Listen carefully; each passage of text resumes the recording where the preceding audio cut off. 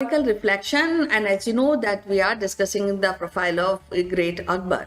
Today we are discussing the Mansabdari system, and this is the second part of this show, and we will be discussing this with the popular historian Mrs. Meeta Joshi. So let's welcome her.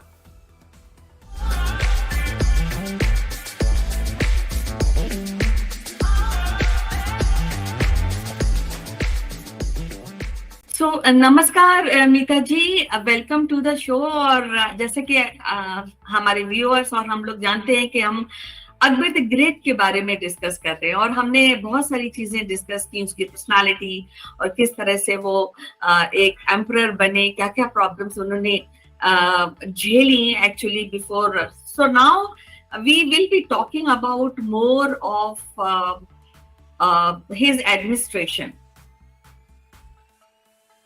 Yes, Namaskar Kanchan.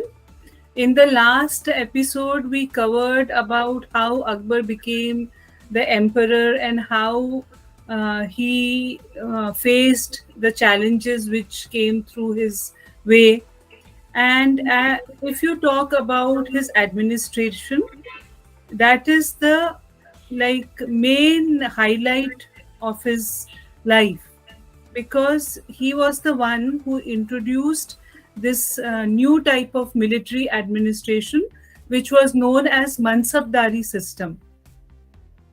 Mansab is an Arabic word which means a rank.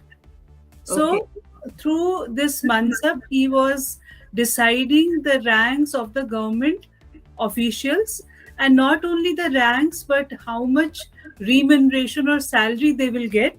That also was decided by this Mansabdari system.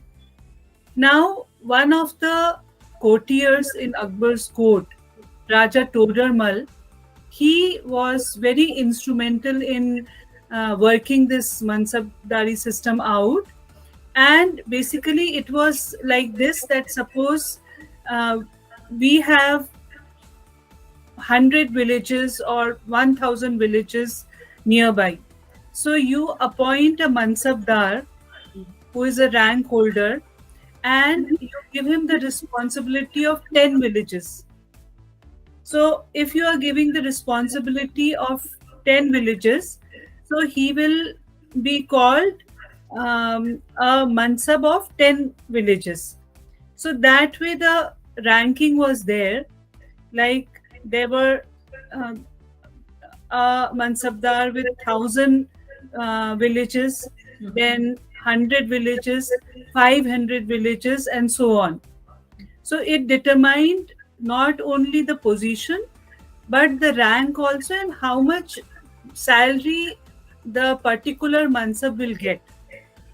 Now, this Mansabdari system initially was a big hit, because people, they got power in their hands when they became Mansabdars, and they very sincerely did and performed their duties. But as the time progressed, the Mansabdari system became less popular, and there was a reason behind that. The reason was, once a Mansabdar, when he was getting the power, then some of them started misusing their power, and they started exploiting the villagers. And though, see, as I told you, it was a military rank. The Mansab was a military rank. But then when one individual got that rank, and how many Mansabs were under him, so they started treating that particular area as their territory. And then there was this ownership factor, that we own this Mansab, which was not right, because it was under the Mughal Empire. It was not an individual's property. For example, if you see, in the Delhi Sultanate, there was an Ikta system. Ikta system was a system in which a piece of land, which was known as Ikta, was given to either retired military officers or whoever the Sultan liked. So, through that piece of land, whatever revenue they generated was owned by the Iqtadar. So, that was a very different thing. But here it is a government official. Mansabdar was a government official. And then this lot of corruption creeped in this Mansabdari system, and slowly it became a failure. But one thing it did, that it united the Mughal Empire, the Mansabdari system, because there were Jats, there were Savars, these were the ranks. So there was a hierarchy, and everyone was reporting to the king. All the details, records were briefed to Akbar, that what is happening in his military administration and the Mughal Empire. So that way it integrated the Mughal Empire in a big way. Okay?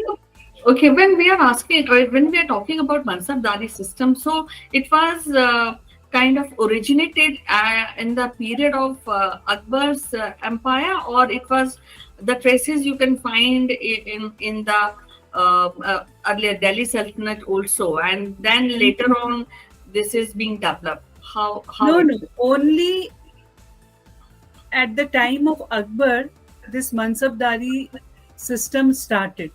Before that, we don't find any mention of such type. In Delhi Sultanate, if you see, Alauddin Khilji was very much particular about his army, because he was we can say that he was the first imperialist of India, Alauddin Khilji. So that way he has consolidated his empire with the help of his military and army. But no such system was there. Alauddin always paid cash salary to his soldiers. So that was a different system. But here, this type of system which Akbar started, and there are some very unique features of this Mansabdari system. For example, Akbar personally appointed the Mansabdars. Okay, it was not like this that he gave the charge to his ministers to appoint the Mansabdar. He himself was involved in the selection of the Mansabdars. And then a Mansabdar could be asked to perform any civil or military service. So it is like not one task, but two tasks you can be assigned in future. So that, yeah, as you said, that it is kind of developed by Todermal, Raja Todermal. So basically, we can safely say it's a brain child of Todermal and creating Mansabdari system. Then later, Akbar also acknowledged. We can say like this. Yes, we can say like this, because the idea was of Raja Todermal, and there were 33 types of Mansabdars. If we see the ranks and the categories, there were 33 types of Mansabdars, and the lowest Mansabdar, which was there, commanded 10 soldiers, and the highest 10,000 soldiers. So there was this, categorization that how the Mansabdar will be appointed. And sometimes a Mansabdar was also paid the salary in cash, apart from the revenue which they were generating from their respective Mansabs. And the salary which was supposed to be given to the soldiers which were under them were added to the personal salary of the Mansabdar. Okay. At times, for paying salary to the soldiers, a Jagir was given to him. We can find little traces of Ikta system here from the Delhi Sultanate. But the revenue was realized by officers and then the necessary adjustments were made. So it is a very, systematic type of a system, military system, which you can also say that, as I mentioned, that civil or military, like they had to perform two duties. And this Mansabdari system was not hereditary. Whereas if you see Ikta system, it was hereditary. Suppose I owned a piece of land, so it was passed on to my, like the successors. But here it was not hereditary. It was only according to your merit. That is something very great, and I feel that this brings a strongness to Mughal Empire, because a person is holding economic charge as well as the military charge. So Yes. that makes this Mansabdari system very unique. I would like to ask you two questions. First is this Mansabdari given rise to Jamidari system before 1947 of freedom which we got? And second, is this when we talk about Mansabdari, so Panchayati system has taken few points from Mansabdari? I mean, leaving the military aspect of it. No. See, Jamindari was totally a thing given by the Britishers. Because when the Britishers came to India, they formulated this land revenue settlement, and there were three types of systems. One was Ryotwari, one was Jamindari, and another one was Mehelwari system. But here in the Mansabdari system, a quota, suppose you are a Mansabdar. So I will assign you a quota of horses, a quota of mules, okay? And to that, your rank and prestige will be judged. That how many horses you own, or how many oxens you have, or how many mules you have. So that this was the categorization, number one. Number two, the salaries which were paid to the Mansabdars were on a higher side. For example, a Mansabdar with a rank of 5,000 got a salary of 30,000 rupees a month. And that time 30,000 was a huge amount. Okay. And suppose a person who has 3,000 mansabs could get 17,000 rupees a month. So that way the categorization of salary was there. And the horses, they were classified into 6 categories, and the elephants into 5. So it was all about, the power, that how many horses and elephants you own, the bigger Mansabdar you are. Then for every 10 cavalrymen, as I told you, the minimum was 10 soldiers. So for every 10 cavalrymen, the Mansabdar had to maintain 20 horses for them, and then they had to keep replacements also ready. Suppose a horse gets injured in the time of war or in a journey, then a replacement should be ready. So you can just imagine that with how much of mind exercise it was formulated. Right. So everything was kept in mind before jotting it down. Yeah, definitely. It was quite a unique and very robust system which was created, because I can really understand when you are telling me that this is how Akbar actually united whole of India, including when there was some problem with the Rajputs also, that also came into Mansabdari system.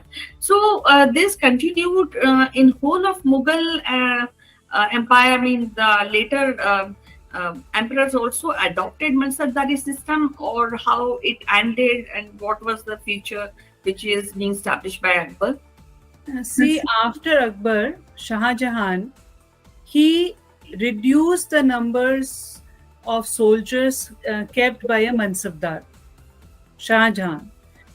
In Shah Jahan's time, each Mansabdar was required to keep 1/3 of the original number. And after Shah Jahan, at the time of Jahangir and Aurangzeb, it like it declined in a very big way. And by the time Aurangzeb came into power, it almost vanished. Okay. Because every king had a mind of their own. So whatever they felt it right, they did according to that. It was not like that my father did this, so I should also continue that. So this was not there, because there is a if you see the Mughal empire in total, when Aurangzeb came into power, he followed the expansion policy of the Mughal empire. That's why he spent 25 years of his life in Deccan, because he wanted to strengthen the Mughal empire's position by adding the South Indian parts and the dominions also in the Mughal empire, and he was successful in that.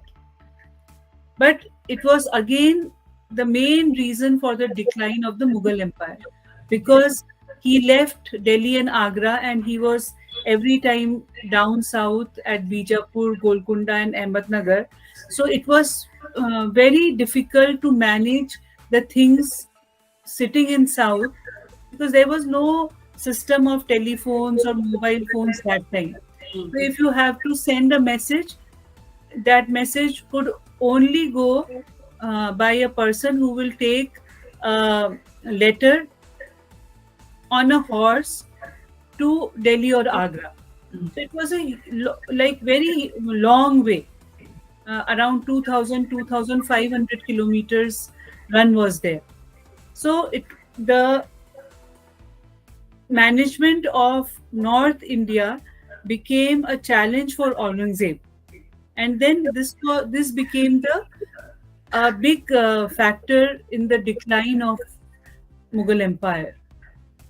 Yeah, so when we are talking about Mansabdari and Akbar, and we, as you told us, this is financial and, of course, military post which is being given. So I just want to ask you last question, is that when Mansabdari is there, so when the portfolio of military is also being given to Mansabdars, then was it necessary, or there was any other system where the army was taken care by Akbar, or there were some kind of arrangement which is beyond Mansabdari, or the military is also became the part of Mansabdari? Military became the part of Mansabdari country. That's what I'm trying to tell you, that it was a military system. Okay. So there was no other, military setup. Okay. It was only the Mansabdari system at the time of Akbar. Okay. So, any last thoughts you want to add with the kind of Akbar's profile and how he ruled India? Any last few sentences if you want to add into this whole profile? Akbar was I can sum up that he was a great general first, because he was able to motivate his armed forces to do different conquests and expand the Mughal territory and dominions. Then he was a secular king. Though he was Islamic by origin, but he always embraced the other religions.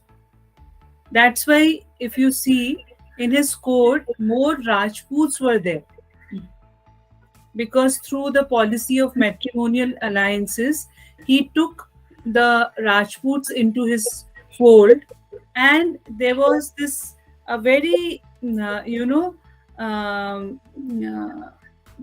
compassionate and loving kind of atmosphere. So brotherhood was more in his empire, and everyone loved him because he was the Badshah, of the public, of his subjects. And he, as I said, he was secular, so he celebrated Diwali, he played Holi with his court people, with common people also. So that way he made a place in the hearts of like common people of India. Yes, definitely. And it was, I just want to extend my thanks for discussing the profile of Akbar, because Akbar as a king, as a person, definitely had left an impact on India, and as far as the social, economic, and cultural side is concerned. So we will be discussing more kings in our. We had a great discussion with Mrs. Meeta Joshi, and we discussed how Todarmal became instrument in establishing Mansabdari system during the time of Akbar. And I look forward for your comments, and I'll be meeting again in our next episode. Till then, you take care. Bye bye.